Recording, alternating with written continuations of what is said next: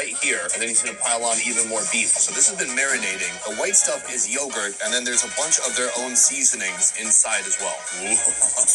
Talk about meat curtains. All this meat together, it's about 200 kilograms, which is 440 pounds of meat. That's two of meat, tightly condensed, stacked on here. So he stacked up about half the meat at this point, and I was wondering what was going to happen if they were going to cook off all these loose ends, but no, he carves it off. My guess is that he's going to recycle it and kind of put it up top and still keep it within the giant meat log. Let's see if I'm correct. Yes, it still gets used. It's going to become the core of this giant doner kebab. And when he chips away at the edges, you can really start to see the stratification of protein and fat here. Beef, lamb, that looks awesome. After this is all piled up, they start to roast it. Obviously, the heat source will come from here, but you still can't start eating it immediately. They still have to roast the whole outside layer, which takes another 30 to 45 minutes. So all in all, it's about 3.5 hours from the beginning to the point you actually get to eat something from here. It's a lot of work.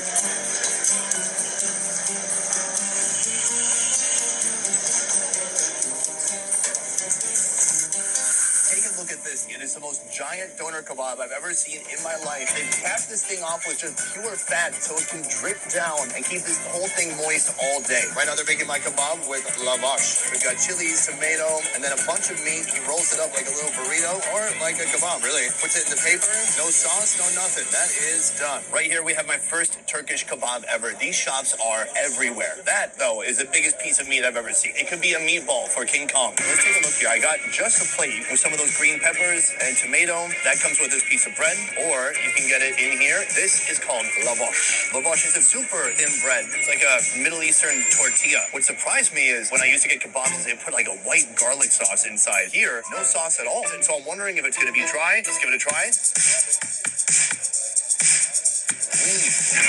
The bread is already awesome. It's soft. It's not dry at all. It's so stretchy. This is going to be my first beefy bite. Let's go for it. It's so juicy. It has its own natural juices inside, which does plenty to lubricate. Oh no, it has a runny nose. It's dripping. Inside, you can see some of the beef, the chilies, the tomatoes are super soft now, and I think they're adding even more moisture to the wrap. The seasonings are interesting. Not super strong flavors, but you can definitely taste the presence of the lamb. I want to wash it down with a little bit of this yogurt juice. Oh yeah, yogurt. Just in case, I wanted to get the meat alone, just to really get the full essence of the meat.